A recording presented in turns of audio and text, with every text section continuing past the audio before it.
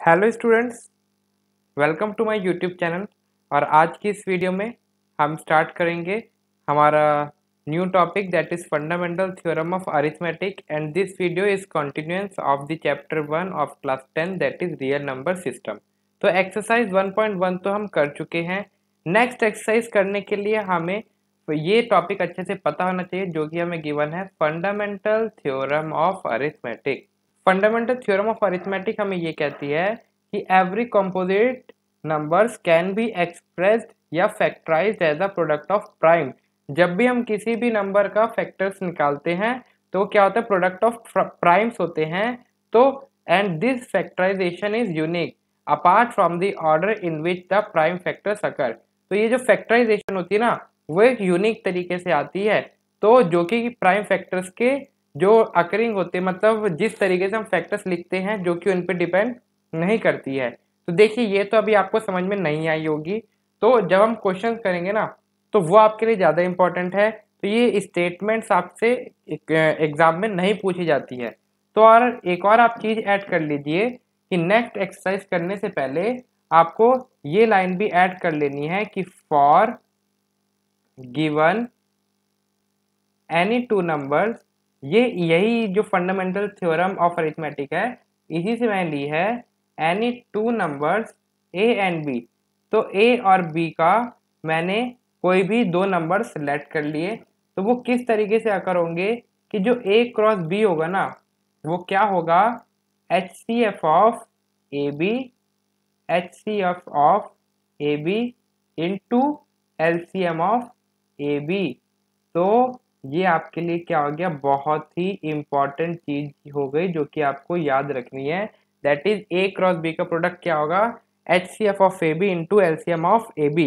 तो अब आप ये फंडामेंटल थ्योरम ऑफ अरिथमेटिक आपको समझ में आई होगी कि जब हमने दो नंबर्स का प्रोडक्ट किया तो वो किसके इक्वल आ रहा है, H C F of A B and LCM of A B. तो उनके जो फैक्टर्स आए हैं ना, वो इस तरीके से यूनिक आए हैं कि जब मैंने एच सी एफ निकाला और उसको एलसीएम से मल्टीप्लाई कर दिया, तो जब मैंने उन दोनों का प्रोडक्ट करूंगा तो वो मेरे को ए क्रॉस बी के ही इक्वल मिलेगा। तो ए मेरा कोई भी नंबर है और बी भी मेरा कोई भी नंबर है। तो देखिए, ये क्वेश्चंस को हम, ये थ्योरम को हम कैसे अपने एग्जाम्पल्स और एक्सरसाइज में अप्लाई करते हैं। तो देखिए, एग्जाम्पल 5 आपको क्या गिवन है कि consider the number 4n 4 raise to the power n। हमने 4 raise to power n number consider कर लिया और n मेरा क्या है, कोई भी एक नेचुरल नंबर है।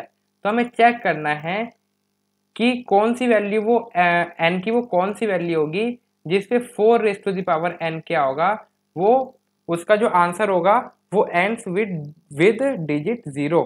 मतलब ऐसी वो कौन सी n की वैल्यू होगी कि जिसके अंदर मेरे जो डिजिट होगी, जो आंसर आएगा उसकी जो लास्ट डिजिट होगी वो 0 से एंड कर रही होगी, मतलब 0 आ रहा होगा। अब देखिए, आप कोई भी डिजिट सोचिए जिनके लास्ट में 0 आ रहा है। तो जिनके लास्ट में 0 आ रहा है, तो सपोज हम 20 लेट कर लेते हैं एंड देन आप क्या कर लीजिए, आप 40 लेट कर लो। तो देखिए, 20 लेट किया तो 20 को आप लिख सकते हैं 2 इंटू 10, और 10 को आप क्या लिख सकते हैं, 2 इंटू 5, यही लिख सकते हैं। आपने 40 लिया, 40 को आप क्या लिख सकते हैं, 4 इंटू 10, और 10 को आप क्या लिख सकते हैं, 10 को आप लिख सकते हैं 2 इंटू 5। ऐसे ही अगर आप ले लेते हो 1850, 1850 लिया अगर आपने, जो कि 0 से एंड हो रहा है, आप इसको लिख सकते हो 185 इंटू 10। और इसमें 10 को आप क्या लिख सकते हो, 10 को लिख सकते हो 2 इंटू 5। मतलब आप देख रहे हो कि जिन भी डिजिट्स के पीछे 0 आ रहा है उनके फैक्टर्स के अंदर 2,5 तो आ रहा है, 2 इंटू 5 तो आ रहा है, बिकॉज 2 5 द 10 होता है, 2 5 द 10 होता है। तो जिनके भी फैक्टर्स के अंदर 2 और 5 आ रहे होंगे, तो उसका जो रिजल्टेंट होगा, यानी जो उसका आंसर आएगा, उसके लास्ट के एंड में 0 तो आएगा ही आएगा। तो आई होप आपको ये चीज़ अच्छे समझ में आई हो कि जो भी नंबर्स के फैक्टर्स के अंदर 2 और 5 आ रहे होंगे, मतलब उनकी जो डिजिट होगी वो 0 से एंड कर रही होगी। तो देखिए, अब हमें क्या बोल रखा है कि हमें 4 raise to the power n को कंसीडर करना है। तो और हमें बताना है कि n की वो कौन सी वैल्यू होगी कि वो मेरा क्या करे, 0 से एंड करे। तो देखिए पहले तो 4 को क्या लिख सकते हैं, 4 को आप लिख सकते हैं 2 इंटू टू, 2 इंटू टू लिख सकते हैं। और जब आप ब्रैकेट ओपन करेंगे तो 2 raise to the power n into 2 raise to the power n लिख सकते हैं। अब देखिए ये आपने इसके फैक्टर्स निकाल दिए, फैक्टर्स निकाल दिए। अब फैक्टर्स के अंदर आप देख रहे हैं कि 4 के फैक्टर्स तो 2 इंटू टू के अंदर ब्रेक हो गए। तो आपको कोई भी एक वैल्यू तो ऐसी मिल ही नहीं रही है ना, कि अगर मेरा इसके अंदर 5 हो जाता, अगर 2 into five raised power n हो जाता तो मैं मान सकता था कि 0 आ सकता है, लेकिन इसमें मेरा 5 तो आया ही नहीं। ये तो मेरा 2 raised to the power n into 2 raised to power n आया। तो इसका मतलब क्या है कि मेरे को कोई भी वो n की वैल्यू मिलेगी ही नहीं। तो देखिए अगर आप n की वैल्यू 1 ले लो तो क्या हो जाएगा, 2 टू द 4 हो जाएगा। n की वैल्यू 2 ले लो तो 2 टू द 4, 2 टू द 4, तो 4 इंटू 4 इज 16 हो जाएगा।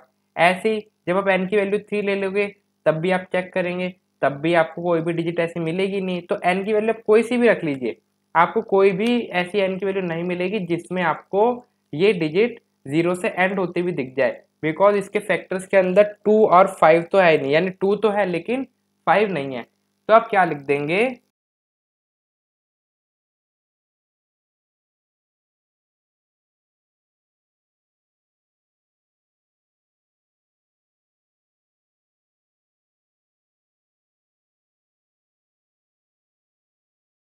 कि 4 raised power n does not ends with 0 as its factorization does not contain 5 as its factor.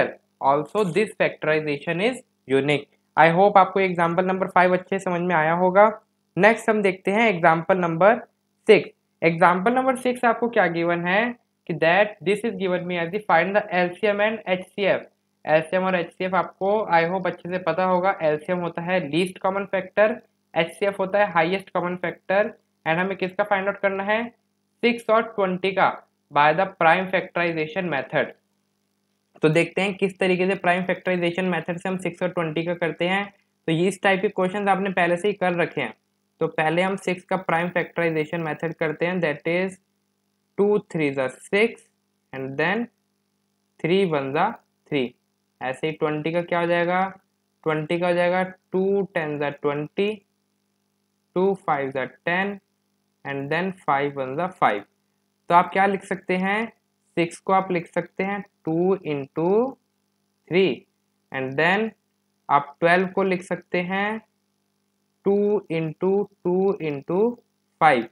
तो एचसीएफ निकालने के लिए क्या होता है, हमें हाईएस्ट कॉमन फैक्टर देखना होता है। तो हाईएस्ट कॉमन फैक्टर क्या कॉमन आ रहा है आपका, दैट इज 2 कॉमन आ रहा है, तो 2 रेज़ पावर 1 आ रहा है, तो ये आपका हो गया 2। अब हमें निकालना है एलसीएम। एलसीएम किस तरीके से निकालेंगे, मेरे को पता है अभी भी आपको एलसीएम निकालना नहीं आ रहा है, मतलब आप 10th में बिना पढ़े आ गए हैं। तो देखिए एलसीएम हम किस तरीके से निकालेंगे, तो जो हमारा कॉमन होता है ना उसे हम एक ही बार लिखते हैं। तो ये मेरा 2 मेरा कॉमन है इसके अंदर, तो 2 को तो मैं ऐसे लिख दूंगा 2 रेज़ टू द पावर 2, ठीक है ना। एंड देन क्या क्या बचा हमारे पास, 3 है मेरे पास, तो मैं लिख दूंगा इधर 3 एंड देन 5 है इधर, तो लिख दिया 5 एंड देन आपके पास क्या बचा, एक और बचा आपके पास 2, तो आपने लिख दिया 2। तो आप इसको सॉल्व करेंगे तो क्या हो जाएगा, 2 स्क्वायर इंटू 3 मल्टीप्लाई 5, बिकॉज ये देखिए 2 आपके 2 बार थे ना, और एक 2 तो आपका कॉमन हो गया, तो इसलिए 2 बार 2 आए हैं यहाँ पे। तो एलसीएम निकालना आपको आना चाहिए अच्छे से। तो 2 स्क्वायर इज 4, 4 3 12, 12 5 60, तो आपका एलसीएम आ गया 60 और एचसीएफ आ गया 2। आई होप आपको ये अच्छे समझ में आ गया होगा कि प्राइम फैक्टराइजेशन मेथड से हमने किस तरीके से ये सॉल्व करा। अब देखिए फंडामेंटल थ्योरम ऑफ अरिथमेटिक में हमने क्या देखा था कि ए क्रॉस बी क्या होना चाहिए हमारा, ये आपको लिखने के लिए नहीं है, ये आपको सिर्फ वो थ्योरम समझाने के लिए है। H C F of A B into LCM of A B, यही लिखा था हमने। तो ध्यान से देखिए ए और बी यानी 6 इंटू 20, 6 इंटू 20 क्या होता है आपका, 6 इंटू 20 होता है आपका 120, यही होता है। अब देखिए इसका हम LHS प्रूफ करते हैं। HCF आपका क्या आया, 2 आया, और LCM आपका 60 आया। तो 2 इंटू 60 क्या होता है, 120। तो देख सकते हैं LHS is equals to RHS, मतलब इसके फैक्टर्स इस तरीके से कॉमन आए। जब उनका LCM और HCF मैंने प्रोडक्ट कर दिया तो वो मेरा A इंटू बी के प्रोडक्ट के इक्वल आया। नेक्स्ट क्वेश्चन हमें क्या गिवन है कि find the HCF of 96 and 404 by the prime factorization method, hence find the LCM। अब देखिए सबसे पहले हमें 96 और 404 का प्राइम फैक्टराइजेशन से हमें निकालना है। देखिए किस तरीके से निकालेंगे, इसको हम कर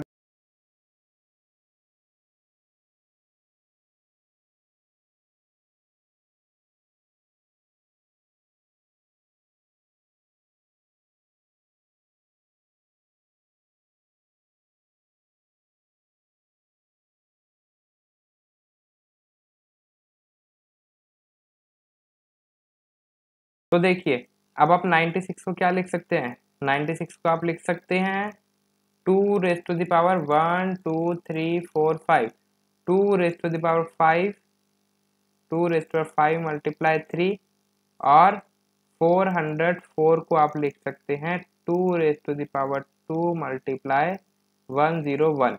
अब देखिए HCF आपका क्या आ गया, सबसे पहले आपसे बोला था HCF फाइंड आउट करना है। तो HCF आपका क्या आ जाएगा, क्या कॉमन आ रहा है, इधर है 2 रेज टू पावर 5 और इधर है 2 रेज टू पावर 2।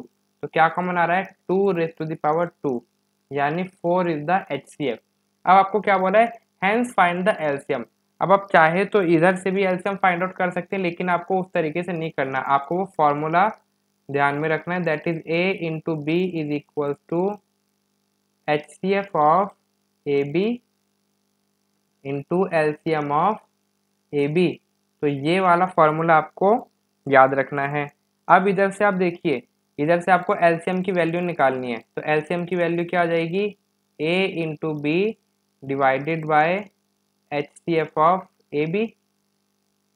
आपको सिर्फ इसकी वैल्यू निकालनी थी ना, तो यही मैंने निकाली है। तो LCM of AB is equal to HCF of AB divided by HCF of AB। तो आप LCM की वैल्यू निकाल सकते हैं। तो आपका LCM क्या आ जाएगा, तो A क्रॉस B यानी 96 मल्टीप्लाई 404 डिवाइडेड बाय 4। तो आप इसे कैंसिल कीजिए तो आपका आंसर आ जाएगा 101। तो 96 into 101 is equals to 96। 96 is the answer of the given problem. I hope आपको एग्जाम्पल नंबर 7 अच्छे से समझ में आया होगा। अब देखिए एग्जाम्पल नंबर 8 आपको क्या गिवन है, एग्जाम्पल नंबर 8 आपको गिवन है कि आपको LCM HCF और बताना है 6 72 और 120 का। तो ये आप खुद करेंगे, लेकिन मैं आपको प्राइम फैक्टराइजेशन इसके लिख देता हूँ। तो 6 का आपका प्राइम फैक्टराइजेशन हो जाएगा 2 इंटू 3, 72 का प्राइम फैक्टराइजेशन हो जाएगा 2 cube into 3 square, and then 120 का क्या आएगा, 120 का हो जाएगा 2 क्यूब इंटू 3 इंटू 5। आप साइड में डिवाइड करके दिखाएंगे। तो इसका HCF क्या हो जाएगा, तो HCF हो जाएगा, क्या कॉमन आ रहा है, 2 इंटू 3 दैट इज 6। और LCM क्या हो जाएगा, तो LCM जब आप देखेंगे तो आपका LCM आ जाएगा इसके अंदर 2 क्यूब, बिकॉज ये देखिए 2 क्यूब हाईएस्ट 2 की पावर क्या है, 3 है यहाँ पे, and then 3 square into 5 which is equal to 360। तो this is the answer. I hope आपको समझ में आया है। अब हम जल्दी से स्टार्ट करते हैं अपनी एक्सरसाइज, दैट इज 1.2। तो 1.2 में हमें क्या गिवन है, हमें प्राइम फैक्टर्स के अंदर ये करके बताना है। तो फर्स्ट पार्ट हम सॉल्व करते हैं। तो फर्स्ट पार्ट आपको गिवन है 140। तो अब आप क्या करेंगे, 140 का प्राइम फैक्टराइजेशन करेंगे।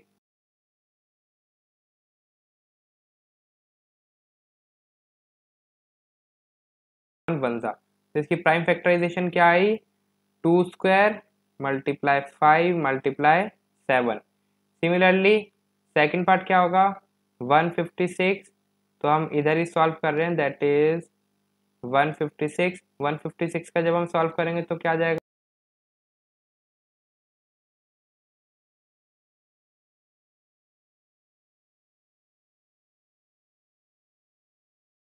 तो आपको मिल जाएगा 2 स्क्वायर मल्टीप्लाई 3 मल्टीप्लाई 13। अब देखिए नेक्स्ट थर्ड पार्ट आपको क्या गिवन है, दैट इज 3825। तो 3825 का हम प्राइम फैक्टराइजेशन करते हैं।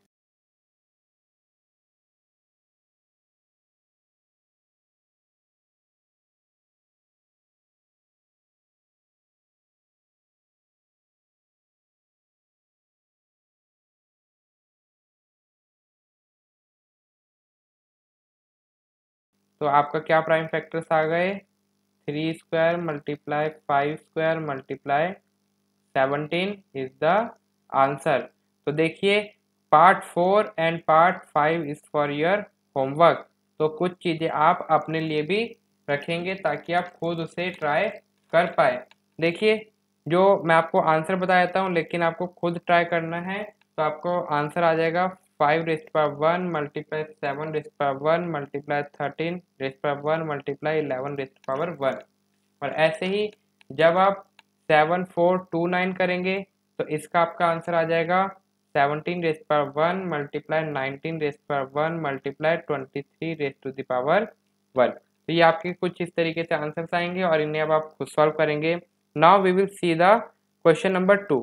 क्वेश्चन नंबर 2 हमें क्या गिवन है, हमें एलसीएम और एचसीएफ निकालना है और हमें वेरीफाई रिलेशन करना है, that is LCM into HCF is the product of two number, जो कि हम पहले ही कर चुके हैं। तो फर्स्ट पार्ट हम सॉल्व करते हैं। देखिए फर्स्ट पार्ट हम सॉल्व करेंगे, सेकंड पार्ट आप होमवर्क में करेंगे और हम थर्ड पार्ट सॉल्व करेंगे, ठीक है ना। बिकॉज बच्चों को लगता है कि लास्ट पार्ट तो हार्ड होता है, इसलिए सर करते नहीं है और फर्स्ट और सेकंड करा देते हैं।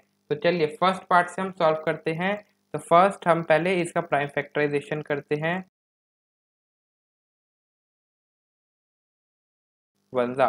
तो देखिए इसका HCF क्या हो जाएगा, तो आप लिखेंगे HCF of 26 91 which is equal to, सबसे पहले आप इधर लिख लीजिए 26 is equal to 2 multiply 13, then 91 is equal to 7 multiply 13। तो आपका HCF क्या आ गया, 13 आ गया। लेकिन LCM क्या हो जाएगा, LCM of 26 and 91 is equal to what is equals to 2 multiply 7 multiply 13 which is equals to 182। यही आएगा, आप चेक कर सकते हैं। अब हम करते हैं वेरीफाई रिलेशन, यानी LCM into HCF is equals to product, product किसका, यानी 26 मल्टीप्लाई 91। तो हम लेते हैं LHS। तो LHS आपको क्या गिवन है, LCM इंटू HCF। तो हम लिख देते हैं LCM into HCF which is equals to 13 multiply 182। तो जब आप 13 को 182 से मल्टीप्लाई करेंगे तो आपको आंसर मिलेगा 2366।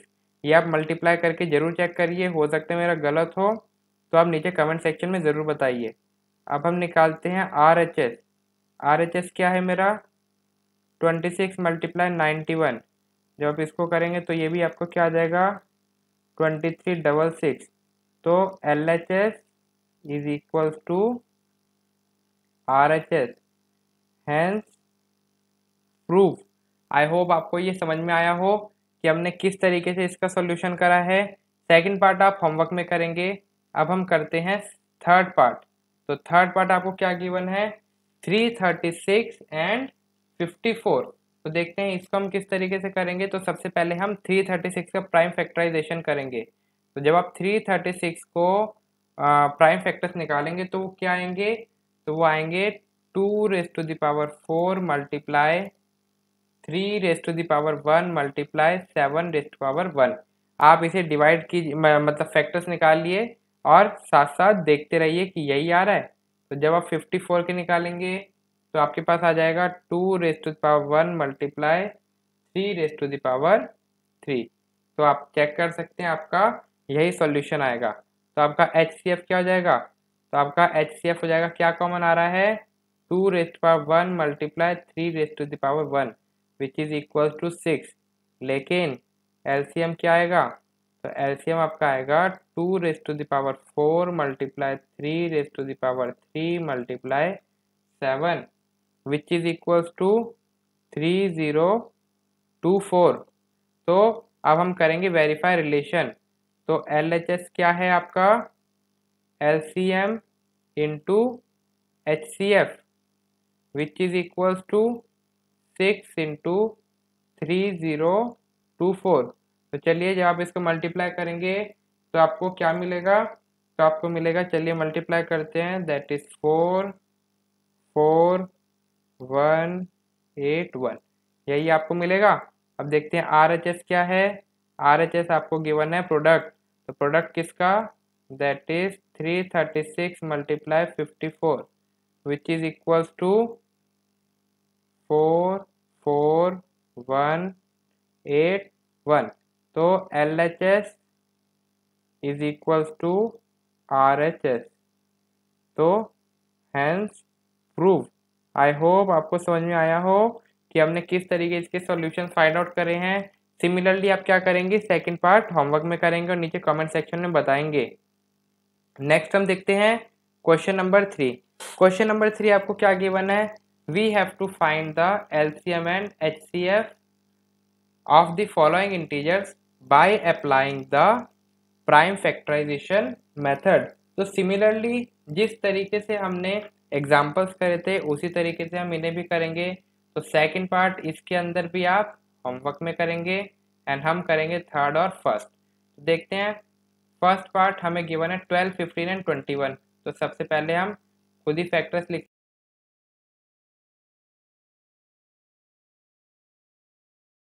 तो देखिए 12 के कौन कौन से फैक्टर्स आपके आ गए, 2⁻² मल्टीप्लाई 3 एंड देन 15 के कौन से आ गए, 3 मल्टीप्लाई 5 एंड देन 21 के आपके आ गए 3 मल्टीप्लाई 7। तो आपका HCF यानी हाईएस्ट कॉमन फैक्टर क्या हो जाएगा, हाईएस्ट कॉमन फैक्टर आपका आ रहा है 3, ओके, बिकॉज 3 कॉमन है सब में।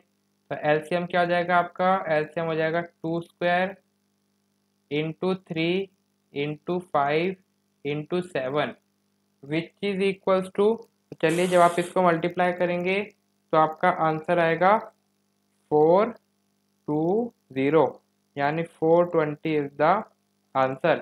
सिमिलरली हम थर्ड पार्ट सॉल्व करते हैं।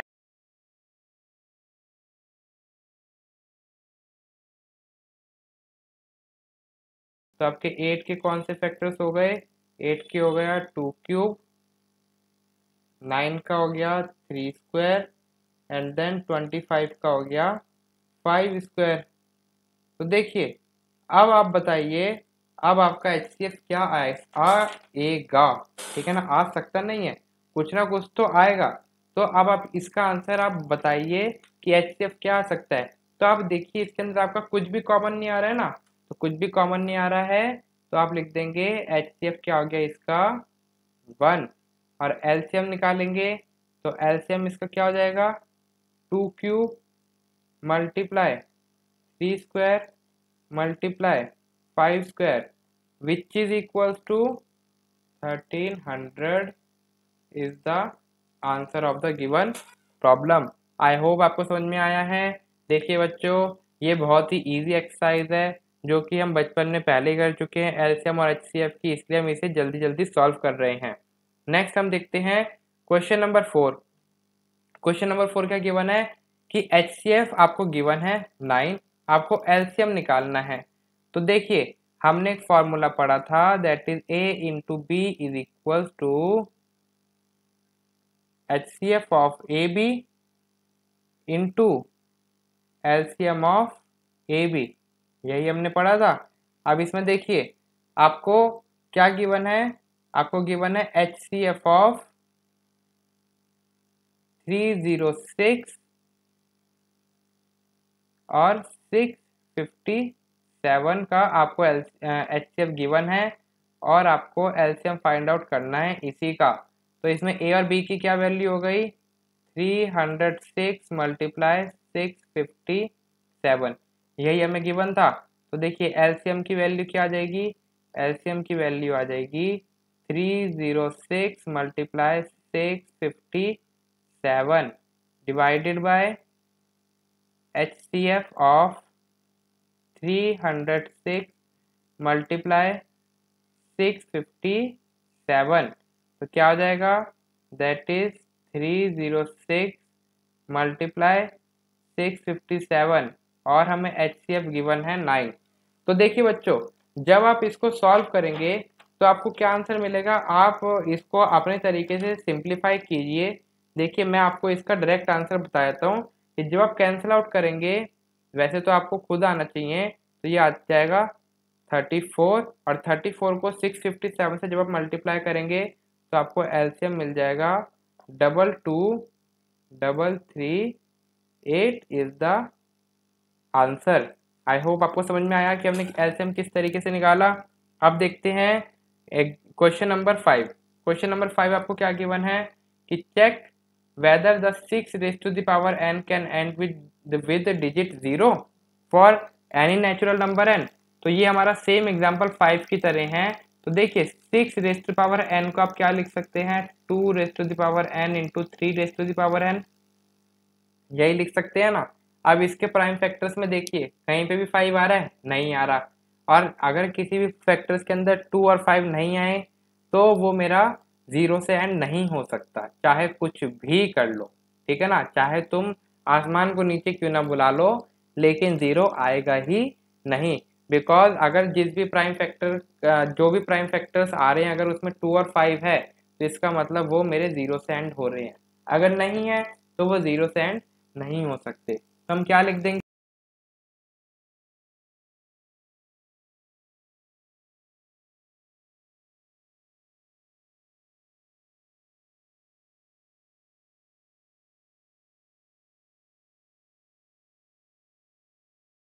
सर आई होप आपको समझ में आया कि हमने किस तरीके से इसका सोल्यूशन करा।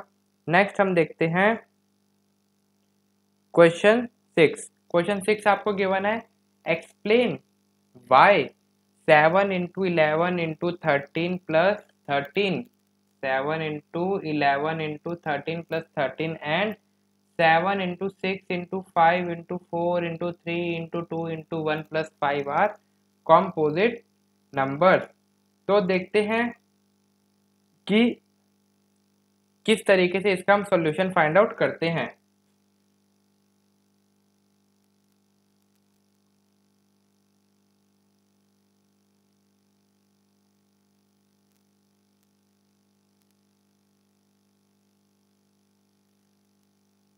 तो सबसे पहले तो इसको सॉल्व करने के लिए आपको पता होना चाहिए कि कंपोजिट नंबर्स क्या होते हैं।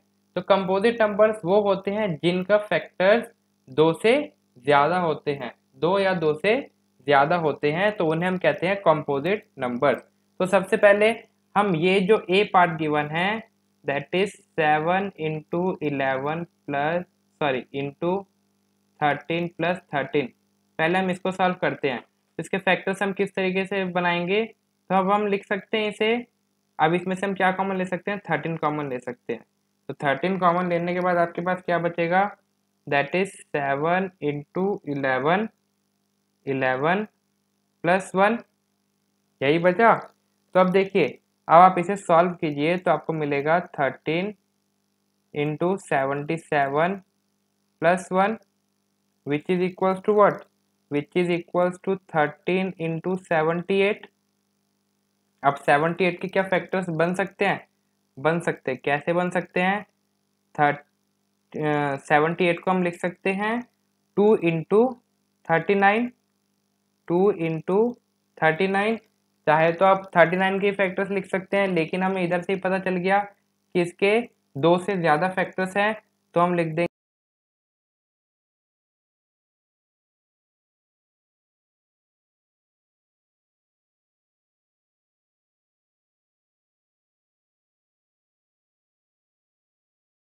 चलिए अब हम करते हैं ये सेकंड पार्ट।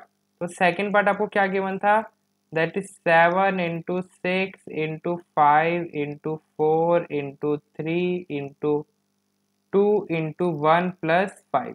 तो देखिए इसको हम किस तरीके से सॉल्व करेंगे, इसमें से आप 5 कॉमन ले लो, तो तो 5 कॉमन ले लोगे, आपके पास क्या बचेगा 7 into 6 into 4 into 3 into 2 into 1 plus 1। जब आप इसे सॉल्व करेंगे आपको क्या मिलेगा 5, ब्रैकेट सॉल्व करेंगे तो 108 plus 1 which is equals to what, which is equals to 5 into 108 plus 1 is 1, sorry 1008 is 1009। तो देखिए अब आप इसको लिख सकते हैं 5 इंटू 1 इंटू 1009 लिख सकते हैं। तो अब देखिए इसके दो से ज्यादा फैक्टर्स मिल गए 5, 1 और 1009। तो therefore it is a composite number as it has more than 2 factors. So this is the answer of the given problem. I hope आपको समझ में आया कि हमने किस तरीके से इसका सॉल्यूशन निकाला है। तो देखिए next question number 7, that is the last question. आपको क्या गिवन है, there is a circular path around a sports field, Sonia takes 18 minute to drive 1 round. तो एक सर्कुलर पाथ है स्पोर्ट ग्राउंड में, तो सोनिया 18 मिनट लेती है उसका एक चक्कर काटने में, जहाँ पे रवि लेता है 12 मिनट, है ना। उसी सेम ग्राउंड में suppose they both start at the same point, हम सपोज करते कि वो दोनों स्टार्ट करते सेम पॉइंट पे, सेम पॉइंट से और सेम टाइम पे, and go in a same direction, और सेम डायरेक्शन में जाते हैं। तो आफ्टर हाउ मैनी मिनट्स, तो ऐसे कितने मिनट बाद they will meet again at the starting point, तो कितने मिनट बाद वो सेम स्टार्टिंग पॉइंट पे मिलेंगे, ये हमें बताना है। तो दोबारा से क्वेश्चन समझते हैं। एक सर्कुलर पाथ की स्पोर्ट फील्ड है, तो सोनिया उसका चक्कर काटती है एक पूरा 18 मिनट में और रवि काटता है 12 मिनट में। तो इसका मतलब रवि की स्पीड ज़्यादा है, सोनिया बहुत ढीली ढाली है।